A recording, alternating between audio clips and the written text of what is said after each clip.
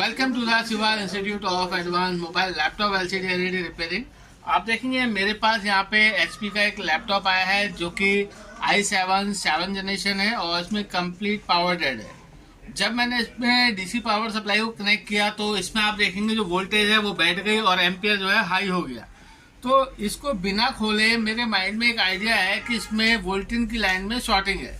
तो यहाँ पे जो वोल्टेज की लाइन में मोस्टली हमें मिलता है वो एनपीसी कैपेसिटर होते हैं या फिर हमारे जो मेन मॉसफेट के ड्रेन है, यानी कि जो मेन मॉसफेट है वो शॉर्ट हो सकता है, चार्जिंग आईसी शॉर्ट हो सकती है, हमारी पावर आईसी जो 3-5 जिसे हम कहते हैं वो शॉर्ट हो सकती है, या फिर जो हमारी डिस्प्ले केबल है वो शॉर्ट हो सकती है, या फिर डिस्प्ले जो हमारी डिस्प्ले है उसके अंदर 19 वोल्ट शॉर्ट हो सकती है।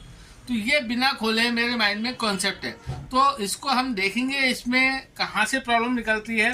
तो देखिए सबसे पहले मैं इसका ओरिजिनल सिम्टम दिखा देता हूँ क्या है। तो जब मैं इसमें डीसी पावर सप्लाई को कनेक्ट करता हूँ तो मेरी जो डीसी पावर सप्लाई है क्या रिस्पॉन्स करेगी वो देखते हैं। देखिए अभी यहाँ पे 19 वोल्ट है और एम्पियर 00 है। तो जैसे ही मैं इसको कनेक्ट करता हूँ तो देखेंगे यहाँ पे क्या होता है। देखिए जैसे ही कनेक्ट किया तो वोल्टेज 5 पे आ गई और एम्पियर जो है हाई हो गया और रेड लाइट जल रही है। तो इसका मतलब ये है कि जो मेरा ये लैपटॉप है वोल्टेज की लाइन में शॉर्टिंग है। तो मैं बैक हैंड पे आ जाता हूँ और इसके सारे स्क्रू मैंने ऑलरेडी खोल लिए हैं। तो इसको मैं यहाँ से रिमूव करता हूँ ढक्कन को। देखिए यहाँ पे आप देखेंगे इसकी बैटरी लगी हुई है और ये इसका मदरबोर्ड है। तो i7 7 जनरेशन लेटेस्ट में है। तो आप देखेंगे यहाँ पे एसओसी आर्किटेक्चर में साथ के साथ जो आप देखेंगे इसमें इनबिल्ट रैम दिया गया है और यहाँ पे आप देखेंगे कोई रैम स्लॉट अलग से नहीं दी गई है। ठीक है, तो आप देखेंगे यहाँ पे इसका डीसी जैक यहाँ पे है। तो मैं दोबारा से इसमें सप्लाई को इंजेक्ट करता हूँ और देखते हैं इसमें क्या प्रॉब्लम है। तो देखिए जब मैं इसमें लगा रहा हूँ तो सेम सिम्टम्स ये है कि मेरी वोल्टेज बैठ गई है, एम्पियर हाई हो गया है, लाइट जल गई है, यानी कि वोल्टेज की लाइन में शॉर्टिंग है। तो अब मैं आपको मल्टीमीटर से इसको चेक करके दिखाता हूँ कि किस तरीके से यहाँ पे हमें इन्फॉर्मेशन मिलने वाली है। तो देखिए चाहे वो आपका लैपटॉप ड्यूल कोर हो, कोटिड्यू हो या फिर 14 जनरेशन हो, कोई सी भी जनरेशन का हो, उसमें कुछ जो सिम्टम्स होते हैं वो सेम होते हैं। तो यहाँ पे हमारी जो अडेप्टर की लाइन है वो कुछ इस तरीके से यहाँ पे इन हो रही। तो आप देखेंगे यहाँ पे हमारा मेन मॉसफेट है, इसे हम एसी फैट कहते हैं, या हमारा आरबी फैट है। एग्जैक्ट तो मुझे डायग्राम देख के पता चलेगा, लेकिन अभी मैं 2 मॉसफेट को इस तरीके से ले रहा हूँ। और उसके बाद देखेंगे यहाँ पे मेरी बैटरी लगी है। तो यहाँ पे जो ये कॉइल देख रहे हैं बैटरी चार्जिंग कॉइल है और जस्ट यहाँ पे जो मॉसफेट देख रहे हैं ये एक मेन मॉसफेट, सपोर्टिंग मॉसफेट और कॉइल, यानी कि ये चार्जिंग कॉइल है और ये इसकी PWM आईसी यानी कि चार्जिंग आईसी है। साथ के साथ यहाँ पे जो आप मॉसफेट देख रहे हैं, मैं चाहता हूँ थोड़ा सा जूम करके दिखाएं यहाँ पे से, ये बैटरी डिस्चार्जिंग मॉसफेट है। ठीक है, तो यहाँ पे आप देखेंगे जो मेरा मेन मॉसफेट है, यहाँ पे मैं कैपेसिटर को कॉमन ले लेता हूँ क्योंकि यहाँ पे 19 वोल्ट आती है। तो देखिए यहाँ पे मुझे बीप मिल रही है। इसका मतलब ये है कि यहाँ पे लाइन में शॉर्टिंग है। तो जब तक मैं सप्लाई की शॉर्टिंग को रिमूव नहीं कर दूंगा तब तक मेरा लैपटॉप ऑन नहीं होने वाला है।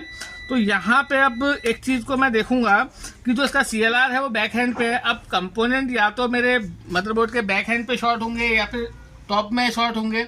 तो अभी मैं एक शॉर्ट ट्रिक इसमें अप्लाई करूंगा। अगर उससे शॉर्टिंग निकल जाती है तो मेरे लिए लैपटॉप को खोलना नहीं पड़ेगा। तो मैं यहाँ पे क्या करने वाला हूँ, तो मेरा वोल्टेज वाला है उस लाइन में वोल्टेज को इंजेक्ट करूंगा। अब मुझे कैसे पता चलेगा इन दोनों में से कौन सा ग्राउंड का है और कौन सा मेरा वोल्टेज का है। तो जैसे कि आपको पता है जो कैपेसिटर होता है मोस्टली पैरेलल में लगता है। तो पैरेलल का मतलब है एक पॉजिटिव लाइन में जुड़ा होगा और एक ग्राउंड पे जुड़ा होगा। तो मैं मल्टीमीटर को बी पॉइंट पे रखता हूँ और आप देखेंगे जब मैं इस कैपेसिटर के एक साइड में रखता हूँ तो मुझे 0.2 इम्पिडेंस यानी कि 0.00 इम्पिडेंस मिल रहा है, यानी कि ये कंप्लीट ग्राउंड का पोल है। और जब मैं दूसरे पोल पे लगाता हूँ तो देखिए यहाँ पे 0.4 तक जा रहा है, इससे बिलो में नहीं जा रहा है। तो ये मेरा वोल्टेज का लाइन होगा। तो अब यहाँ पे मैं 19 वोल्ट इंजेक्ट करूंगा। शॉर्टिंग अभी भी आएगी, लेकिन जो फाल्टी कंपोनेंट होगा, चाहे वो कैपेसिटर हो, चाहे वो मॉसफेट हो, चाहे चार्जिंग आईसी हो, पावर आईसी हो या डिस्प्ले केबल, वो हीट होगी। तो हम इसको देखते हैं। तो देखिए यहाँ पे मैंने 19 वोल्ट दी है और यहाँ पे मैंने मल्टीमीटर के तार प्लग करे हुए हैं। तो एक तार को मैं ग्राउंड पे रखता हूँ और दोबारा से मैं कैपेसिटर में रखूँगा। अब मैं देखूंगा कि कोई कंपोनेंट मेरा मतलब हीट हो रहा है। इसको आप थर्मल कैमरे के थ्रू भी देख सकते हैं, है ना। तो यहाँ पे मैं सप्लाई को इंजेक्ट करता हूँ, देखते हैं इसमें क्या प्रॉब्लम है। देखिए यहाँ पे मैं सप्लाई को इंजेक्ट करता हूँ। देखिए यहाँ पे स्पार्क हुआ, मशीन में सेम सिम्टम्स आ रहा है, देखेंगे सेम सिम्टम्स है। और मैं यहाँ पे टच करके देखूंगा तो देखिए यहाँ पे मुझे एक कैपेसिटर जो है हीट होता हुआ मिला। इसको मैं आपको दिखाता हूँ। तो आप देखेंगे मैं इस कैपेसिटर पे थोड़ा सा पेस्ट लगा दे रहा हूँ ताकि जब ये मेल्ट हो तो आपको दिख सके। मैं चाहूँगा थोड़ा सा आप इसमें कैमरे को जूम करके रखें। तो देखिए मैं अब दोबारा से 19 वोल्ट इंजेक्ट करने वाला हूँ और देखते हैं क्या होता है। तो जो हमारा नेगेटिव है उसको ग्राउंड रख दिया है और जो इस कैपेसिटर का पॉजिटिव है, आप यहाँ पे फोकस रखें, थोड़ा सा पास लाके दिखाएं, आप बिल्कुल अच्छे से क्लियर करके दिखाएं। देखिए जैसे मैं यहाँ पे 19 वोल्ट इंजेक्ट करता हूँ, देखेंगे मेरा पेस्ट जो है मेल्ट हो गया, आप देख सकते हैं। तो केवल इसको रिमूव करने से मेरी शॉर्टिंग हटेगी। तो पहले देखते हैं कि क्या मेरा काम बन जाएगा।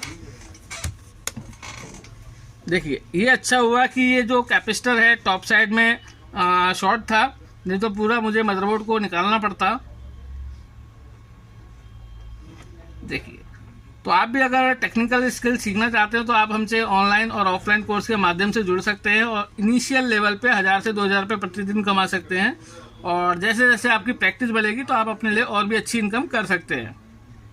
देखिए यहाँ पे केवल इस कैपेसिटर को मैंने रिमूव किया है और ये i7 7 जनरेशन है, तो अप्रॉक्स कस्टमर से 3 से 4000 रुपये तक का बजट आपको मिलेगा इसका। देखिए यहाँ पे मैंने कैपेसिटर रिमूव कर दिया है क्योंकि ये लैपटॉप कॉस्टली है। फिलहाल मैं शॉर्टिंग देखता हूँ कि क्या इसकी शॉर्टिंग गई। अगर शॉर्टिंग गई है तो मेरे लिए बहुत अच्छी न्यूज़ है। देखिए यहाँ पे मेरी जो शॉर्टिंग आ रही थी वो शॉर्टिंग चले गई है और सेम यहाँ पे कैपेसिटर लगा था वो देखेंगे।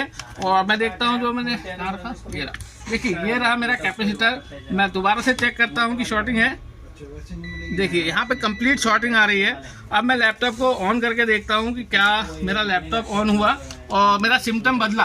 देखेंगे यहाँ पे मेरा सिम्टम बदल चुका है, शॉर्टिंग हट गई है और होपफुली ये मेरा लैपटॉप अब ऑन हो गया है। तो आपने देखा कितने इजी ट्रिक में मैंने इसको ऑन किया और देखते हैं। देखिए यहाँ पे ट्रिगर कर दिया है, मेरा एम्पियर ले लिया है और यहाँ पे आप देखेंगे ये कोऑर्डिनेशन कर रहा है। 1 से मतलब 1.5 मिनट लेगा डिस्प्ले आने के लिए पहले अटेम्प्ट में, क्योंकि जो पुराने बोर्ड थे उसके अंदर CMOS सेल लगा होता था और RTC सेल कंटिन्यू हमारे जो क्रिस्टल है उसकी फ्रीक्वेंसी को मैच रखता था। यहाँ पे ग्रीन क्लॉक का कॉन्सेप्ट आ गया जो कि बैटरी के अंदर हमारा CMOS सेल है। देखिए हमारा डिस्प्ले आ गया है। कितने इजी वे में हमने ये लैपटॉप रिपेयर किया, मैं चाहता हूँ कि आप इसको दिखाएं। देखेंगे i7 7 जनरेशन है। आपको डायरेक्ट कस्टमर से 3000 से 3500 4000 तक रुपये आराम से इस केस के मिलेंगे। ठीक है, तो अगर आप हमसे जुड़ना चाहते हैं ऑनलाइन ऑफलाइन सीख सकते हैं कोर्स को। और पूरा वीडियो को देखने के लिए थैंक यू, धन्यवाद।